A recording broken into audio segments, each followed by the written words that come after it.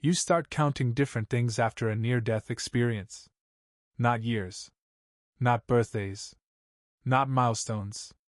You count silences. How long they last. How loud they get. You count second chances. And how fast they slip through your fingers. 2 weeks out of detox and the cravings hit like knives. Not subtle. Not creeping. Just sharp. Sudden. Unforgiving. There's this moment, every addict knows it, when you can feel the choice being made before your body even moves. It's not a decision. It's a surrender. And I almost did. The sun was setting.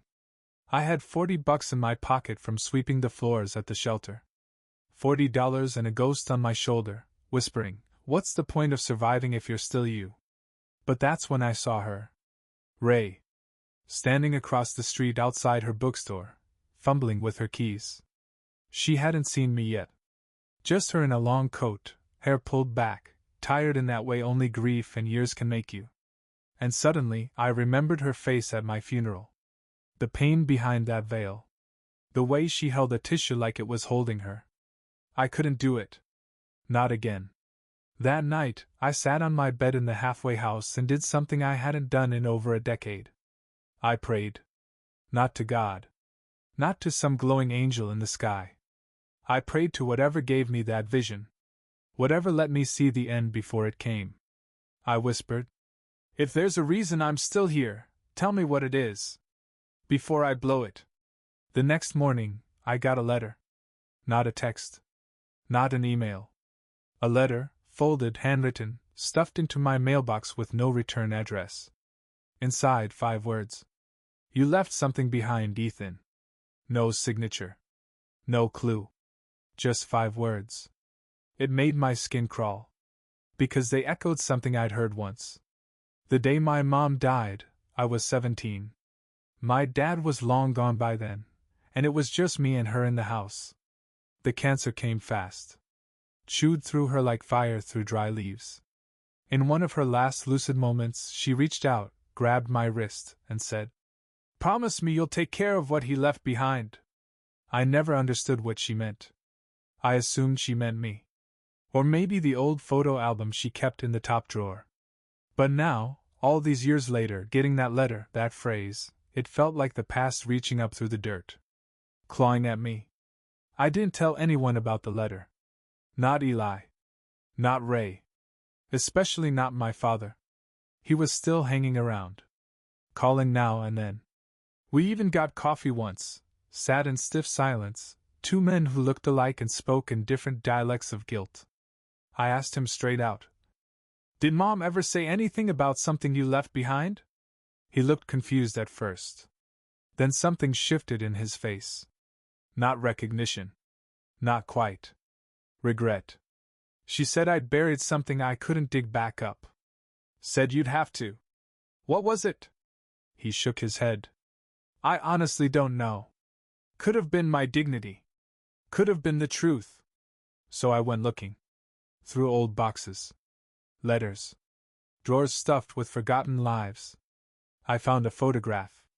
Faded. Folded a dozen times. On the back, in my mom's handwriting. "We saw the tree before we knew it was ours." The picture was of a hillside. And a tree. The same one from the funeral. I stared at that photo until my eyes burned. What did it mean? Was it a place they visited once? Was it just a dream? Was I the thing they left behind? Then the visions started again. Not dreams this time.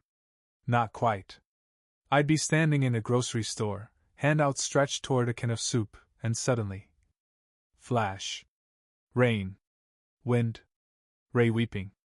The casket. He tried. Then I'd snap back. People staring at me like I'd lost time. Because I had. It was like my soul was still tethered to that moment. Still drawn to the funeral I escaped. And each time I saw it again, something was different. A new face in the crowd. A sound I hadn't heard before. A crow landing on the casket. Little shifts. Glitches in a memory that wasn't supposed to change. As if reality itself was editing the story. I went to Ray. Told her everything. Every broken shard. She didn't flinch. Just listened. Hands wrapped around a chipped mug, her eyes more patient than I deserved. You think the vision wasn't just a warning? She said. You think it was a message? I nodded. And I think I still haven't heard all of it. So what do we do? I looked down at my shaking hands. We go to the tree. We drove 4 hours west. Into a part of Maryland I hadn't seen since I was a kid. Fields stretched like old skin. Hills rolling like breath held in the earth's chest. And then, there it was. The tree. Exactly like in the photo. Exactly like in the vision. Big. Lonely. Still. We parked. Walked toward it without speaking. As we reached the base, I felt something shift in my chest. Not fear. Not sorrow. A pull. Like gravity calling something home. There was a stone embedded in the roots. Moss-covered. Weathered. But carved into it, barely legible. J.C. Calloway, 1956–1978. What we leave behind is not forgotten. I dropped to my knees. Who the hell is this? Ray crouched beside me, brushing moss from the letters. Calloway. That's your last name, right? I nodded. JC, that could be my uncle. Or. And then I remembered something. A story my mother told me once. Drunk, crying, muttering into a photo album. He died in a car crash. Your father's brother. He was driving. He never forgave himself. I called my dad that night. Told him what I found. Dead silence. Then, Jesus Christ. I forgot about that tree. He told me the rest. How they buried his brother in secret, away from the family plot. How he used to come here every year, until it hurt too much. How he met my mom here. How she cried under that tree the day I was born. That place, it was supposed to be sacred. But I abandoned it. Just like I abandoned you. Something was changing. In me. In the people around me. That funeral, it was never just about death. It was about what I'd buried. My father's grief. My mother's warnings. My own refusal to face what came before the drugs. The man at the funeral was me. But maybe that man wasn't dead. Maybe he was just waiting to be found. I used to think healing meant forgetting. That you had to shut doors, burn photographs, toss the past into some metaphorical river and never look back. But the tree didn't forget. The tree remembered everything. I went back alone the next day. Told Ray I needed space, told Eli I'd be fine. Truth was, I didn't trust myself around people just yet. That stone with J.C. Calloway's name on it. It stirred something ancient in my chest. A pain with roots I never traced. A guilt I inherited like a curse passed through blood. I sat under the tree for hours. Watched the clouds roll over the hills. Felt the wind press against me like a hand on my shoulder. It was quiet out there. The kind of quiet that doesn't exist in cities. Or rehab. Or your own head. The kind of quiet that listens back. I started speaking aloud. Didn't know who I was talking to. Maybe the ghost of my uncle. Maybe the part of me I'd left behind. I don't know why I'm here, I said. I don't know what I'm supposed to fix. Or if I can. But I remember now. I remember you. And I remember how everything broke after you were gone. A breeze kicked up through the branches above. A whisper. Or maybe just leaves. But it sounded like, "You're closer than you think." That night, back in the halfway house, I dreamed again. Not of the funeral. Not exactly. This time, I was beneath the tree. Underground. Surrounded by dirt and silence. But I wasn't buried. I was waiting. Eyes wide open in the dark. And above me, I could hear voices. My mother. Ray. Eli. My father. Each one speaking the same phrase. "You're not dead, Ethan. But something still is." I woke up choking. The weight of that sentence stuck in my throat like a pill I couldn't swallow. The next day, I found my father sitting on the curb outside the shelter. He looked smaller than I remembered. Slouched into himself. Hands trembling like the world was too much to hold. I drove here last night, he said without looking at me. Dreamed of the tree. I was screaming at your mother. And she said the dead don't stay buried just because we stop digging. He looked up at me. Eyes red. Lips cracked. What did I bury, Ethan? We drove. Just the two of us. Me behind the wheel, him staring out the window like a man on the edge of remembering something too big to carry. When we got to the tree, he didn't move for a long time. Then he stepped out, walked to the stone, and sat. Like he'd done it 100 times before. He was supposed to be me, my father said. JC, my older brother. Everyone thought he'd be the one who screwed up. But I caught up real quick. He lit a cigarette with shaky fingers. That crash wasn't an accident. He was high. I gave him the pills. He wasn't even a user, just wanted to feel what I felt. I pushed him into it. He looked at me. For once, really looked. I'm not just a father who left. I'm a man who ran. Who let everyone bury the wrong body. I sat next to him. Let the silence breathe. Then I asked the question I'd been afraid to say out loud. Why did Mom say you left something behind? He closed his eyes. Because I did. Because I walked away from the truth. From the grief. From you. That night, I called Ray and told her everything. She didn't say, I'm sorry. She didn't say, it's okay. She said, now you can stop dying. That hit me harder than anything. Because she was right. I hadn't been living. Not really. I'd just been dying slowly, with more steps. Like I'd taken that vision of my funeral and tried to walk it out, one relapse at a time. But now I knew what the funeral was. It wasn't just a warning. It was a map. Every face at that service, every word spoken, every tear shed. It was telling me what I'd lose if I didn't dig up what was buried. A few days later, I got another letter. Same envelope. Same handwriting. No return address. Inside it said, You've found the grave. Now find the truth. Taped beneath the note was a photo. Me. At 16. Standing next to JC's gravestone. But I had no memory of it. None. I showed it to my dad. He stared at it for a long time. Then said, You were there when I buried the locket. What locket? Your mother's. Ray's mom's locket. The one you pawned. You didn't steal it. You found it. Then you gave it to me. You said it was meant for her. Why would I? He swallowed hard. Because she wore it when she got pregnant. And because she lost the baby. My head spun. I didn't know Ray was.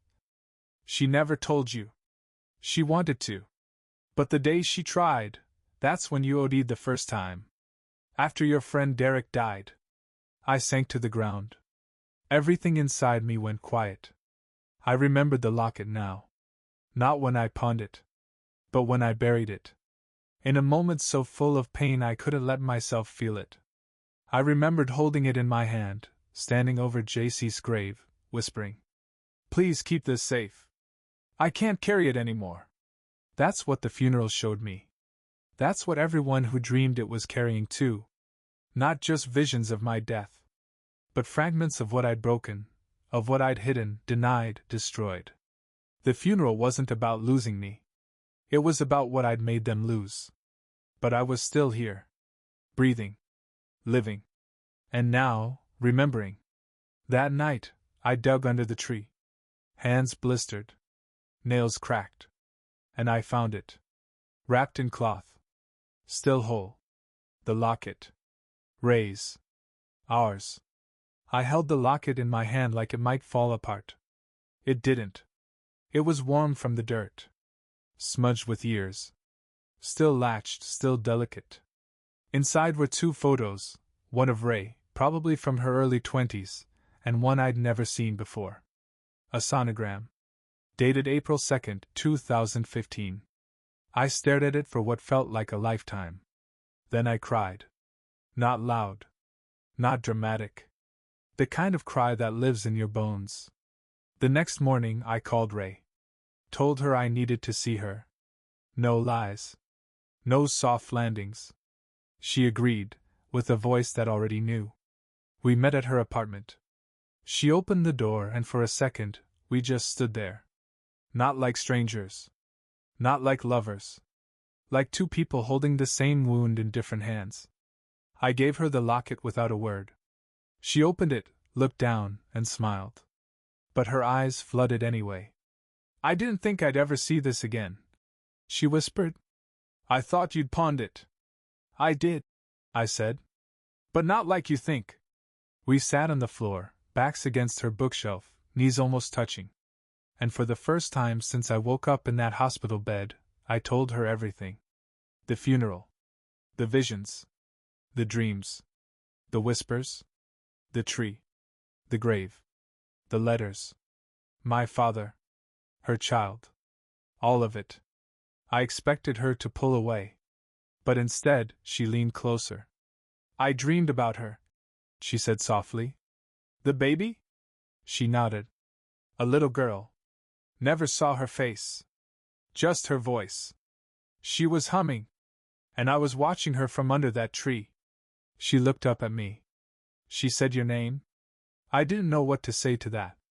Not because I didn't believe her. But because I did. We talked for hours. Not like people picking up where they left off. Like people meeting again for the first time, after everything that broke them finally spoke out loud. When I left, the air felt thinner. Lighter. Like the world was beginning to forgive me. But it didn't last. 2 days later, I got another letter. Same envelope. Same handwriting.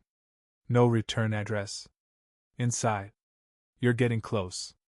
But you're not the only one who came back. That one hit different. Not a warning. Not a riddle. A truth. One that chilled me. Because it meant I wasn't just haunted by what I saw. I was being followed. I started noticing it at night. Shadows in the hallway outside my room. A figure in the reflection of my bedroom window that disappeared when I turned around. Dreams of a man I didn't recognize. Tall. Dressed in black. Standing beside the casket at my funeral. Not mourning. Watching. He never said a word. But each time I saw him, the people around me looked older. More tired. More gone. Like he was time itself, moving everything toward the ending I tried to escape. I brought it up to Eli at a meeting. He didn't laugh. Didn't scoff. He nodded. Grave. That's the witness, he said. I blinked. What? That's what some of the old-timers call it. The thing that shows up when you've crossed over but haven't stayed there. It doesn't talk. Doesn't touch. Just watches. What does it want? Balance. I went pale. Because suddenly, I remembered something.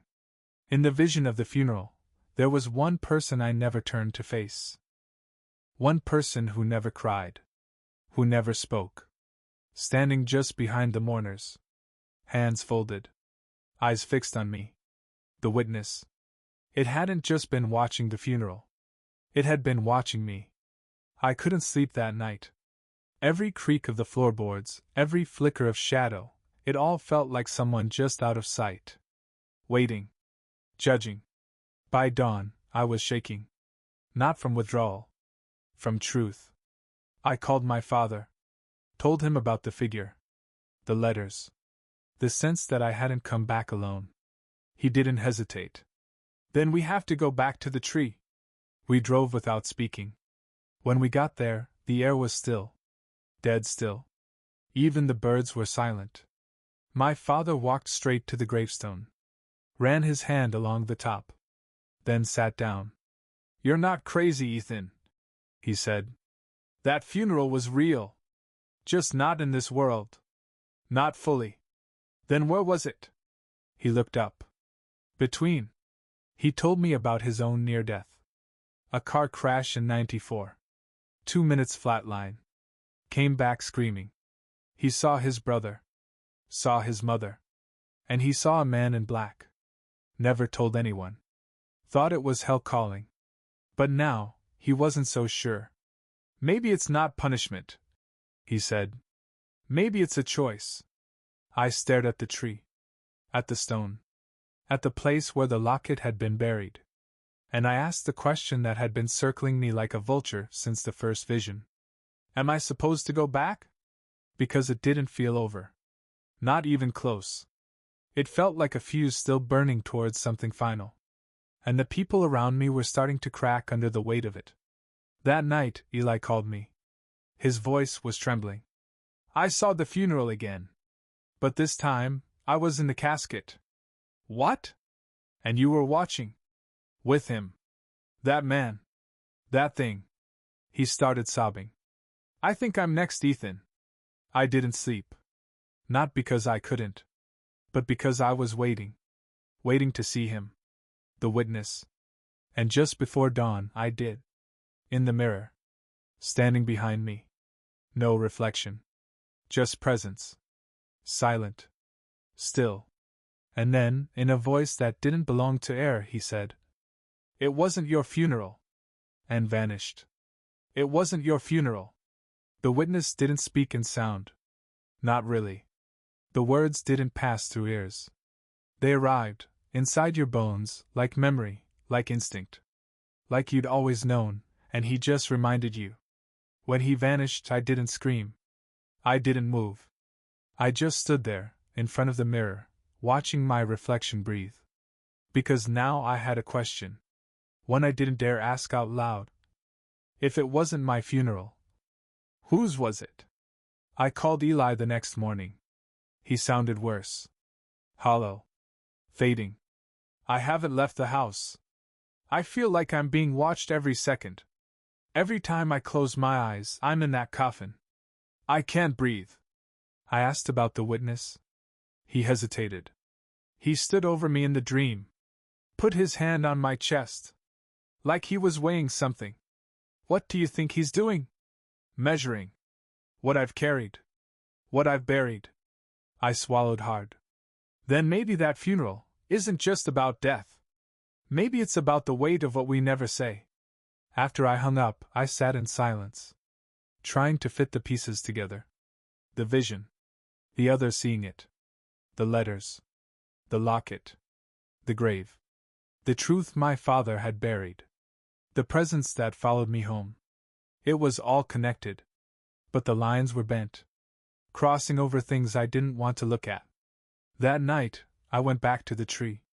Alone. No father. No Ray. Just me, a flashlight, and the grave. I stood at the stone and whispered. I know I'm not done yet. But I need to know what I'm finishing. Nothing answered. Not at first. But then, the wind changed. Cold. Sharp. And behind me, footsteps. I turned. No one.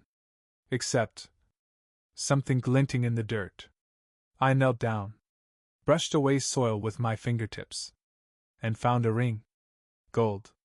Worn. Inscribed inside, EJC. EJC. My initials. But not just mine. Eli James Calloway. I stared at the ring for a long time. Long enough for the ground beneath me to start feeling familiar. Like maybe I'd stood on it in more ways than one. Not just as Ethan. Not just as a son, or an addict, or a man clawing back from the edge. But as a witness, too. Like somehow, I'd buried him. The next morning, I confronted my father. I showed him the ring. He turned white. Where did you get that? The grave. Under the tree. He staggered back, sat down like his legs forgot how to carry him. I thought it was gone. I gave that ring to Eli when he finished his first year clean. Said it belonged to survivors. Why was it buried with your brother? His lips trembled. Because Eli put it there. The story came out in pieces. How Eli had known JC before the crash. How they'd used together. How they'd quit together, for a time. How Eli was the last one to see JC alive. He never forgave himself, my father said. Said he should have stopped him. Said he'd carry it until it killed him. And now? That funeral we'd all seen? It wasn't about me. It was his. I raced to Eli's apartment. He didn't answer the door. Didn't respond to texts. Or calls. The super let me in. The lights were off. The air was still. And on the table was a note. One line. I saw who the casket was for. It was never you. It was me. I called 911. They found him in the bedroom. Unconscious. Not gone. But close. A half-empty bottle of pills. A picture of JC on the floor beside him. In the hospital, I sat at his bedside. Held his hand like a son would. And I told him everything. The vision. The witness. The ring. The whispers. And I begged him. You don't have to go. You don't have to pay with your life. You already paid. We all did. His eyes fluttered open. He looked at me. Smiled. Then bury it right this time. He didn't mean a body. He meant the guilt. The lies. The weight of unspoken grief that kept dragging us all back to that funeral. 3 days later, when he was stable, we went back to the tree together. Ray came too. We brought a shovel, a box, and everything we'd ever carried. The ring. The photo. A letter Eli wrote to JC but never mailed. The pawn slip from the locket, stained and old. A piece of Ray's sonogram. And a list of names, people we'd lost, pushed away, forgotten. We buried them together. Like a new grave. Not for the dead. But for the shadows of us that never healed. The wind moved through the branches. A soft hush. And for the first time in what felt like years, no one was watching. Not the witness. Not the past. Just the tree. And the earth. Remembering.